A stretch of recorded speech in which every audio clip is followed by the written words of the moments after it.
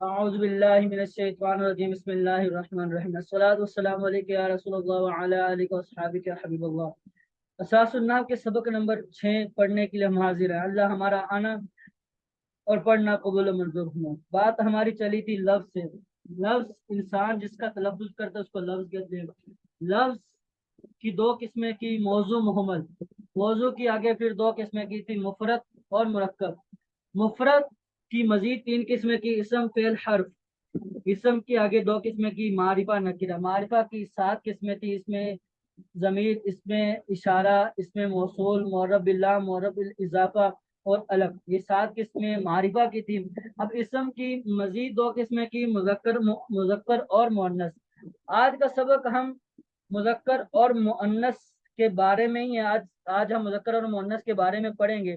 مذکر کہتے ہیں کہ وہ اسم جس میں علامت تانیث نہ ہو، جس میں کوئی تانیث کی علامت نہ ہو وہ مذکر کہلاتا ہے، اور جس میں کوئی علامت تانیث ہو، جس میں علامت تانیث پائی جائے وہ مؤنث ہوتا ہے۔ علامت تانیث کتنی ہے؟ علامت تانیث ہے 3۔ علامت تانیث 3 ہے۔ سب سے پہلی علامت ہے گول کا۔ سب سے پہلی علامت گول کا، جیسے کہ المطمئنہ، مطمئنہ، المطمئنہ، یہ جو گول تا ہے۔ اسی طرح معاویہ، اسی طرح طلحہ، طلحہ میں بھی گول تا ہے۔ یہ ہے علامت تانیث۔ جس میں کوئی علامت تانیث ہوگی، جس میں بھی یہ تا ہوگی وہ مؤنث کہلائے گا۔ پہلی علامت گول تا۔ دوسری ہے الف ممدودہ۔ الف ممدودہ جیسے کہ زہراء، جس الف کے بعد حمزہ ہوگا، جس الف کے بعد حمزہ ہوگا اسے الف ممدودہ کہتے ہیں۔ جیسے کہ زہراء میں دیکھیں، زہراء میں الف ہے، اس کے بعد حمزہ ہے۔ اسی طرح تیسری علامت ہوگی الف مقصورہ، جیسے کہ حسنہ، حسنہ۔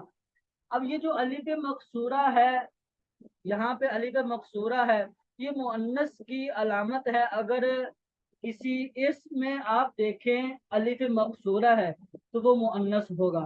الف مقصورہ کسے کہتے ہیں؟ کہ جس الف کے بعد حمزہ نہ ہو وہ الف مقصورہ ہوتا ہے۔ اس الف کے بعد حمزہ نہیں ہے وہ الف مقصورہ ہے۔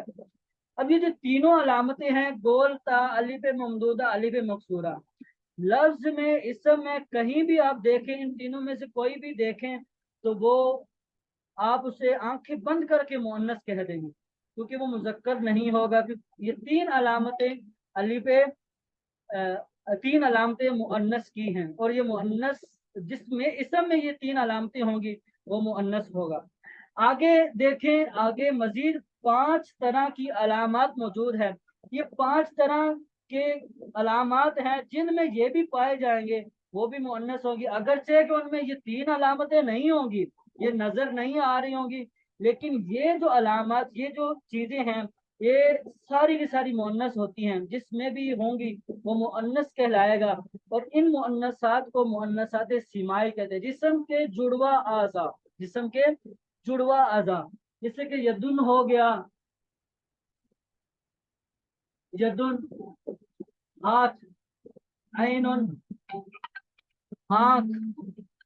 یہ جو جسم کے جڑواں اعضاء ہیں یہ مؤنث ہیں۔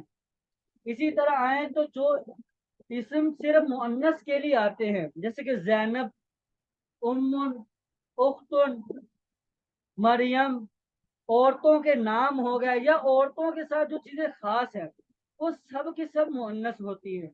تیسرا آئیں جو کسی جگہ کا نام ہو، فیصل آباد، پاکستان، کراچی، لاہور، یہ جتنے بھی جگہ ہیں، جتنے بھی جگہ کے نام ہوں گے وہ بھی مؤنث کہلائیں گے۔ اسی طرح ہواؤں کے نام اور اسی طرح جہنم کے نام بھی مؤنث ہوتے ہیں۔